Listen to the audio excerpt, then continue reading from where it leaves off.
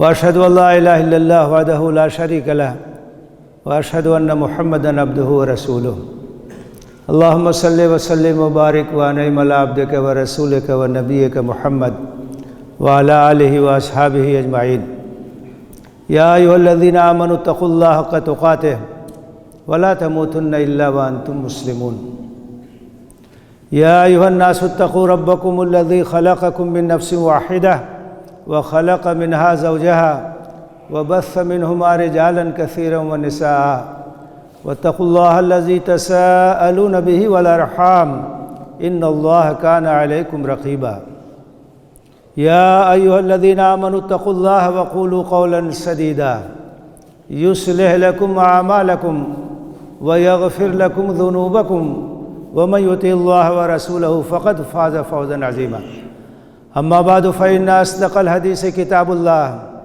وخير الهدي هدي محمد صلى الله عليه وسلم وشر الامور محدثاتها وكل محدثة بدعة وكل بدعة ضلالة وكل ضلالة في النار اعوذ بالله من الشيطان الرجيم بسم الله الرحمن الرحيم ومن الناس من يتخذ من دون الله اندادا يحبونهم كحب الله والذين آمنوا أشد حبا لله وإذ يرى الذين كفروا يرون العذاب أن القوة لله جميعا وأن الله شديد العذاب إذ تبرأ الذين اتبعوا من الذين اتبعوا ورأوا العذاب وتقطعت بهم الأسباب وقال الذين اتبعوا لو أن لنا كرة فنتبرأ منهم كما تبرؤوا منا كذلك يريهم الله أعمالهم حسرات عليهم وما هم بخارجين من النار وقال النبي صلى الله عليه وسلم من أحب لله وأبغض لله وآتى لله ومنع لله فقد استكمل الإيمان۔ محترم حاضرین، اللہ تعالیٰ نے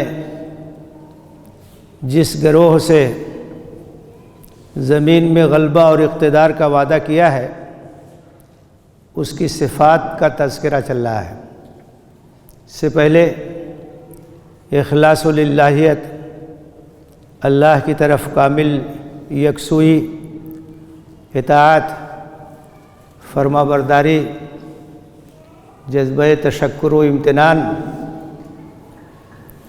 اور محبت الہی کا ذکر ہوا کہ وہ گروہ جو اللہ کی تائید اور نصرت سے ہمکنار ہوتا ہے اور جس کے لیے اللہ تعالیٰ نے اس زمین میں جانشینی کا وعدہ فرمایا ہے، اس کے اندر ایک خوبی اور اس کی ایک خصوصیت یہ بھی ہوتی ہے کہ وہ اللہ سے محبت کرنے والا گروہ ہوتا ہے۔ اہل ایمان کی علامت ہے کہ سب سے بڑھ کر وہ اللہ سے محبت کرتے ہیں۔ والذین آمنوا اشد حبا للہ، جو اہل ایمان ہیں سب سے زیادہ اللہ سے محبت کرتے ہیں، اور باقی تمام محبتیں محبت الہی کے تابع ہوتی ہیں۔ اس محبت کی بہت سی علامتیں ہیں، بہت سی نشانیاں ہیں جن سے معلوم ہوتا ہے کہ یہ آدمی اللہ سے محبت کرنے والا ہے۔ اس میں سے چند کا ذکر پچھلے خطبے میں آیا تھا کہ محبت الہی کی علامت کیا کیا ہے۔ اس میں توبہ اور استغفار ہے، اللہ کی طرف انابت ہے، اور تشکر، امتنان کا جذبہ ہے، اللہ تعالیٰ کی نعمتوں کا احساس ہوتا ہے، احسان مندی کے ساتھ وہ جیتا ہے اور اللہ کا شکر ادا کرتا ہے۔ اس کی ایک علامت ہے صبر و رضا۔ صبر و رضا کا مطلب یہ ہے کہ چاہے کوئی مشکل پیش آئے، چاہے کوئی آزمائش ہو، چاہے کوئی محرومی ہو، چاہے کوئی دکھ ہو، مومن صبر سے کام لیتا ہے اور اللہ کا جو فیصلہ ہے اس پر وہ راضی رہتا ہے، اللہ کے فیصلے پر رضامندی کا اظہار کرتا ہے۔ یہ زندگی آزمائش سے عبارت ہے، دنیا کی زندگی ایک امتحان کی جگہ ہے، تو اللہ تعالیٰ مختلف طریقے سے بندوں کو آزماتا ہے، اور ایسا بھی نہیں ہے کہ اگر کوئی آزمایا جائے تو یہ کوئی اللہ کی ناراضگی کی علامت ہے۔ اشد الناس بلاء الانبیاء ثم الامثل فالامثل، سب سے سخت آزمائش انبیاء کی ہوتی ہے، پھر جو جتنا نیک ہوتا ہے اسی کے لحاظ سے اس کی آزمائش ہوتی ہے۔ تو آزمائش یہ اللہ کی ناراضگی کی علامت نہیں ہے، آزمائش تو اللہ کی ایک سنت ہے، اور اپنے نیک بندوں کو آزماتا ہے، وہ صبر سے کام لیتے ہیں تو ان کا درجہ اور بلند ہوتا ہے، ان کا ایمان اور نکھر جاتا ہے۔ تو آزمائشیں تو آئیں گی، تو مومن کی ایک صفت یہ ہے کہ وہ صابر ہوتا ہے، اور اللہ کا وعدہ ہے ان اللہ مع الصابرین، اللہ کی معیت، اللہ کی تائید، اللہ کی نصرت صابرین کے ساتھ۔ صبر کوئی کمزوری نہیں ہے، صبر بزدلی کا نام نہیں ہے، صبر تو ایک جوہر ہے، انسان کی بنیادی خصوصیت ہے، اس کے کئی پہلو ہیں۔ علماء نے کہا کہ صبر کی 3 قسمیں ہیں: الصبر علی الطاعات، الصبر عن المعاصی، الصبر علی البلایا۔ عام طور سے لوگ یہ سمجھتے ہیں کہ صبر کا مطلب یہ ہے کوئی مصیبت آ جائے آدمی صبر سے کام لے، ٹھیک ہے یہ بھی صبر ہے، لیکن صبر اس کے علاوہ بھی ہے۔ الصبر علی الطاعات، کہ آپ دل جمعی کے ساتھ اللہ کی عبادت کریں، مستقل مزاجی کے ساتھ اللہ کی عبادت کریں، یہ بھی صبر کے ایک قسم ہے، کیونکہ صبر کے اندر استقامت کا معنی ہے، استمرار کا معنی ہے، جم جانے کا معنی ہے۔ یہ نہیں کہ کبھی جوش میں آئے تو تہجد بھی پڑھ رہے ہیں اور اس کے بعد جوش ٹھنڈا ہو گیا تو فرائض بھی غائب ہو گئے، یہ الصبر علی الطاعات نہیں ہے، مسلسل عبادت کرنا ہے۔ وَأْمُرْ أَهْلَكَ بِالصَّلَاةِ وَاسْتَبِرْ عَلَيْهَا، صبر کے ساتھ، مستقل مزاجی کے ساتھ، استقامت کے ساتھ۔ وَاعْبُدْ رَبَّكَ حَتَّى يَأْتِيَكَ الْيَقِينُ، موت تک، زندگی کے آخری لمحے تک اللہ کی عبادت کرنی ہے۔ تو الصبر علی الطاعات کا مطلب یہ ہے کہ مسلسل عبادتوں کا اہتمام کیا جائے، فرائض کی ادائیگی مسلسل ہو، رشتہ داروں کا حق مسلسل ادا کیا جائے، دعوت کا کام مسلسل کیا جائے، کوئی بھی نیکی کا کام ہو۔ اللہ کے رسول نے فرمایا ہے احب الاعمال الی اللہ ما دیم علیہ صاحبہ، اللہ کے نزدیک پسندیدہ عمل وہ ہے جو مداومت کے ساتھ کیا جائے، مسلسل کیا جائے، اور تسلسل سے اگر کوئی کام ہوگا تو کم بھی اگر ہوگا تو بھی اس میں برکت ہوگی، کیونکہ مسلسل ہو رہا ہے۔ قطرہ قطرہ دریا میں شود، تسلسل ہونا چاہیے، استمرار ہونا چاہیے۔ تو اللہ کے نزدیک پسندیدہ چیز یہ ہے کہ آپ مسلسل عبادت کا کام کریں، مسلسل اللہ کی اطاعت کریں، مسلسل عبادتوں کا اہتمام کریں۔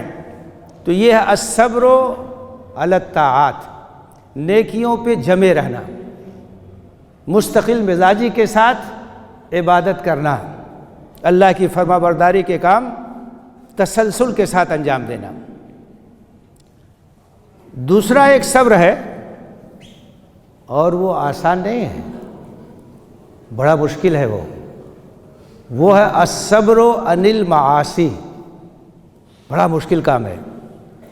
خواہشات نفس یہ برائیوں کی طرف لے جانے والی چیز ہے، کھینچتی ہے، اور انسان جمع رہے کہ میں جا نہیں سکتا ادھر، چاہے کتنی ہی اکساہٹ ہو، میں غلط کام نہیں کر سکتا، میں شہوات کی پیروی نہیں کر سکتا۔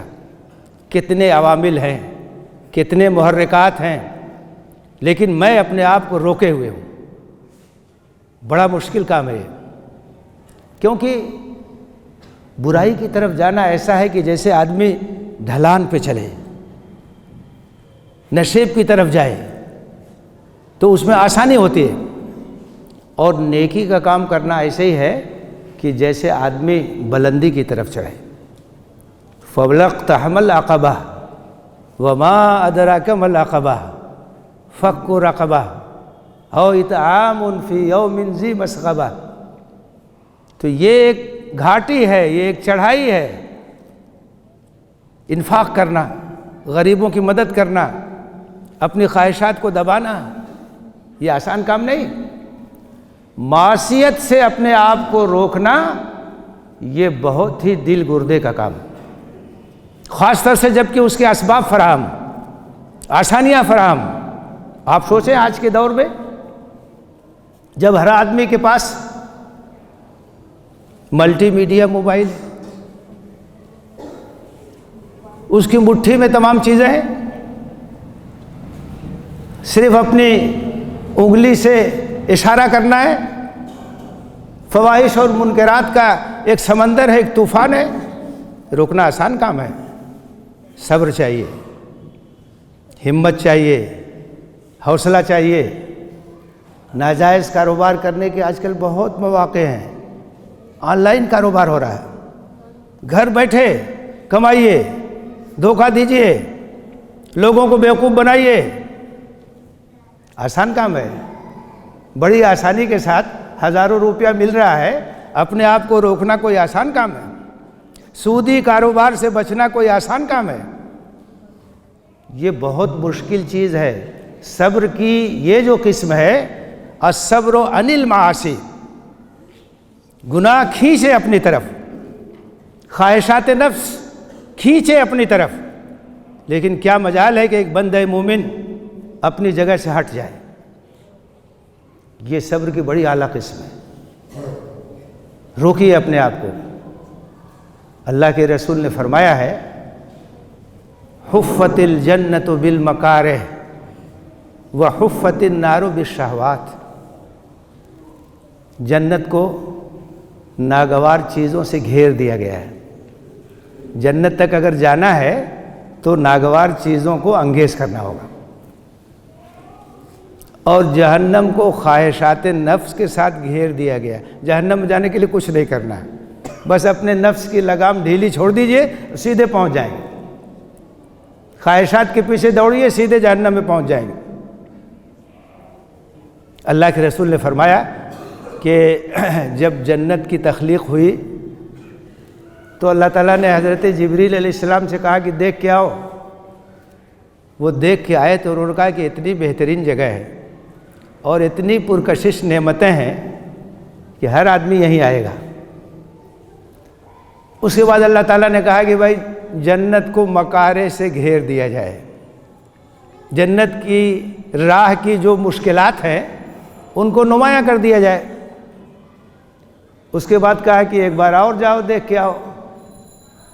اب کی بار جب دیکھ کے لوٹے تو کہا جنت تک پہنچنے کا راستہ اتنا دشوار ہے کہ بہت کم لوگ پہنچیں گے۔ ان گھاٹیوں کو پار کرنا ہے، ان رکاوٹوں سے ہو کے جانا ہے۔ جہنم کی تخلیق ہوئی، اللہ تعالیٰ نے حضرت جبریل سے کہا کہ دیکھ کے آؤ۔ لوٹے تو کہا اتنی ہولناک جگہ کوئی وہاں نہیں جائے گا، اتنا دردناک عذاب ہے وہاں کا، وہاں کوئی نہیں جائے گا۔ اس کے بعد اللہ تعالیٰ نے حکم دیا اور جہنم کو شہوات سے گھیر دیا گیا۔ دوبارہ جب دیکھ کے آئے کہا کہ جہنم کا راستہ اتنا پرکشش ہے کہ ہر آدمی ادھر ہی بھاگے گا، ہر آدمی ادھر ہی بھاگے گا، بہت لوگ جائیں گے ادھر۔ تو یہ معاملہ بڑا مشکل ہے، خواہشات پر قابو حاصل کرنا۔ الکیس من دان نفسہ وعمل لما بعد الموت۔ دانشمند کون ہے؟ عقل مند کون ہے؟ آپ نے کہا کہ عقل مند اور دانشمند وہ ہے جو اپنے نفس پر قابو رکھے، اپنی خواہشات پر کنٹرول رکھے، خواہشات کا غلام نہ ہو، اور موت کے بعد جو مرحلہ آنے والا اس کی تیاری کرے، دائمی زندگی کی تیاری کرے۔ والعاجز من اتبع ہواہ وتمنی علی اللہ الامانی، اور بیوقوف آدمی وہ ہے کہ جو خواہشات کا بندہ اور غلام ہو اور تمنا ایسی ہو کہ اللہ تو ہماری مغفرت فرما دے گا، ہم تو امت مرحومہ کے لوگ ہیں، جنت تو ہمارے لیے مقدر ہی ہے۔ اللہ تعالیٰ کے یہاں آرزوؤں سے کچھ نہیں ہوتا۔ لیس بامانیکم ولا امانی اہل الکتاب من یعمل سوءا یجز بہ، تمہاری تمناؤں سے کوئی کام نہیں چلنے والا ہے۔ اہل کتاب کی آرزویں بھی خاک میں مل جائیں گی، جو بھی برائی کرے گا، سرکشی کرے گا، اس کی سزا پائے گا۔ کوئی رشتہ داری نہیں وہاں، کوئی ناتا وہاں نہیں چلنے والا ہے۔ تو یہ کام اصل کام ہے کہ اپنے آپ کو معصیت سے بچائیے، اپنے آپ کو خواہشات کی پیروی سے بچائیے۔ یہ صبر کی بہت ہی صبر آزما قسم ہے۔ گناہ کی طرف اکساہٹ ہو تو تھوڑی دیر کے لیے اپنی انگلی کو آگ میں ڈال کے اندازہ کیجئے کہ جہنم کا عذاب کیسا ہوگا۔ حالانکہ دنیا کی آگ اور جہنم کی آگ کا کوئی موازنہ نہیں ہے۔ اللہ کے رسول نے فرمایا ہے جہنم کا سب سے ہلکا عذاب یہ ہوگا کہ ایک آدمی کو جہنم میں لایا جائے گا اور اس کے پیر میں آگ کی جوتی پہنائی جائے گی، اور اس کی تپش کا یہ عالم ہوگا کہ اس کا بھیجا کھول جائے گا۔ ہلکے سے ہلکا عذاب ہے، اس سے آپ اندازہ کر سکتے ہیں۔ یہ صبر کی بڑی اعلیٰ قسم۔ اپنے آپ کو روکیے، چاہے آپ بہت نوافل نہ پڑھتے ہوں، بہت نفلی کام نہ کرتے ہوں، فرائض پر ہی اکتفا کریں، کوئی بات نہیں، لیکن معصیت سے بچائیے اپنے آپ۔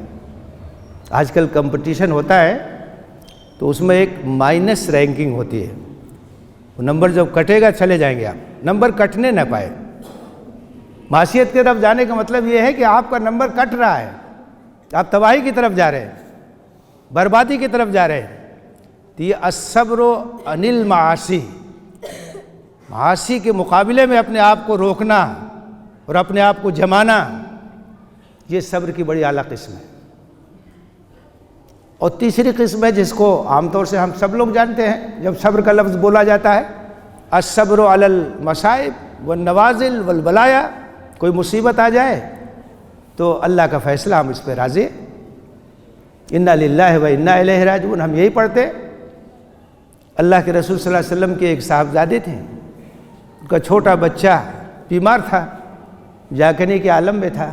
انہوں نے نبی صلی اللہ علیہ وسلم کو بلوایا، اصرار کیا کہ آپ آ جائیے۔ آپ گئے، بچے کو ہاتھ میں لیا، اکھڑی اکھڑی سانسیں آ رہی تھی۔ آپ نے کہا للہ ما آتا وللہ ما اخذ، سب کچھ اللہ کا ہے، جو چاہے دے، جو چاہے لے لے، سب اللہ کی امانت ہے۔ صبر سے کام لو، اللہ سے اجر کی امید رکھو۔ تو کوئی مصیبت اگر آئے تو اس پہ صبر کرنا چاہیے۔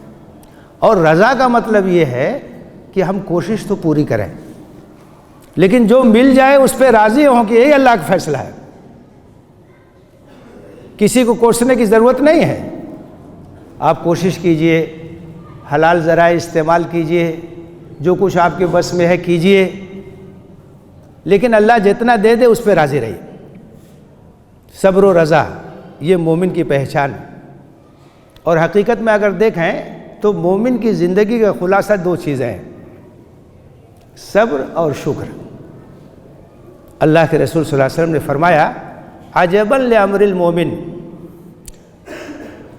ولیس ذلک لأحد الا له ان اصابہ خیر شکر فکان ذلک خیر له۔ وَإِنْ أَصَابَتْهُ مُصِيبَةٌ صَبَرَ فَكَانَ ذَلِكَ خَيْرًا لَهُ۔ مومن کا معاملہ بڑا عجیب و غریب ہے، اور یہ چیز مومن کے علاوہ کسی کو حاصل نہیں۔ دنیا میں مومن کے علاوہ یہ کیفیت کسی کی نہیں ہے۔ مومن کی کیفیت کیا ہے کہ اگر کوئی نعمت ملتی ہے تو اللہ کا شکر ادا کرتا ہے، تو یہ بھی اس کے لیے باعث اجر و ثواب ہے، اور اگر کوئی مصیبت آتی ہے، پریشانی آتی ہے تو صبر کرتا ہے تو اس میں بھی اجر ملتا ہے، دونوں صورت میں اجر ملتا ہے۔ ہماری زندگی کا خلاصہ صبر اور شکر۔ لَإِن شَكَرْتُمْ لَأَزِيدَنَّكُمْ، شکر کرو گے تو میں اور دوں گا۔ اور جہاں تک صبر کی بات ہے، إِنَّمَا يُوَفَّى الصَّابِرُونَ أَجْرَهُمْ بِغَيْرِ حساب، صبر کرنے والوں کو تو اللہ تعالیٰ بے حد و حساب دے گا، اس کو آپ شمار نہیں کر سکتے۔ تو صبر و رضا آپ اطمینان سے رہیں گے۔ اگر آپ کے اندر صبر نہیں ہے، رضا نہیں ہے، تو آپ پریشان رہیں گے، دوسروں کو دیکھ کے پریشان رہیں گے۔ کوئی آدمی خوشحال ہے، آپ پریشان ہو کیوں خوشحال ہے؟ کسی کی اچھی نوکری لگ گئی، آپ پریشان ہو گئے کیوں اس کی نوکری لگ گئی؟ کہتے ہیں کہ آج کل لوگ اپنے دکھ سے نہیں زیادہ پریشان ہیں، دوسروں کے سکھ سے زیادہ پریشان۔ اس کا مطلب صبر و رضا نہیں ہے۔ اللہ نے آپ کے حصے میں جو لکھا ہے وہ تو مل کے رہے گا، وہ ہر صورت میں ملے گا۔ وَمَا مِن دَابَّةٍ إِلَّا عَلَى اللَّهِ رِزْقُهَا، روزی تو وہ دیتا ہے، اور وہاں سے دیتا ہے جہاں انسان یا کوئی بھی جاندار سوچ نہیں سکتا۔ پانی میں گھڑیال ہوتا ہے، بڑا خطرناک جانور ہے، شکاری ہے، لیکن کبھی کبھی ایسا ہوتا ہے کہ اس کے دانتوں میں گوشت پھنس جاتا ہے، تو بیچارہ خلال کیسے کرے گا؟ تو وہ کنارے آ کر کے اپنا جبڑا کھول دیتا ہے، اور پرندے آ کر کے اس کے جبڑوں کے درمیان بیٹھ کر کے وہ جو دانتوں کے درمیان گوشت ہے اس کو نکال کے کھاتے۔ ان کی روزی اس کے جبڑے میں رکھی ہوئی ہے۔ آپ ذرا سوچئے کہ ان پرندوں کی روزی اس شکاری جاندار کے جبڑے کے اندر رکھی ہوئی، جہاں سے کوئی بچ نہیں سکتا، وہاں آرام سے بیٹھ کر کے۔ اس لیے کہ جب کوئی چیز پھنس جاتی ہے تو انسان یا کوئی بھی جاندار پریشان ہوتا ہے، وہ چیز نکلتی تو اسے سکون ملتا ہے، وہ آرام سے جبڑا کھول کے رہتا ہے، اور پرندے وہاں سے نکال کے کھاتے۔ تو اس سے کبھی نہیں گھبرانا چاہیے، دوسروں کی خوشحالی دیکھ کر کے پریشان نہیں ہونا چاہیے، اسی کو تو حسد کہتے ہیں، تمام بیماریوں کی جڑ۔ تو صبر و رضا یہ اہل ایمان کی بڑی ایک نمایاں خصوصیت ہے۔ اللہ سے دعا ہے کہ ہمیں صبر و رضا کی توفیق دے، اللہ کے فیصلوں پر راضی رہنے کی توفیق دے، نیکیوں پر جمنے کی توفیق دے، برائیوں سے رکنے کی توفیق دے، اور مصیبتوں پر صبر کی توفیق دے۔ آمین۔ وآخر دعوانا ان الحمد للہ رب العالمین۔ اقول قولی ھذا واستغفر اللہ لی ولکم اجمعین فاستغفروہ انہ هو الغفور الرحیم۔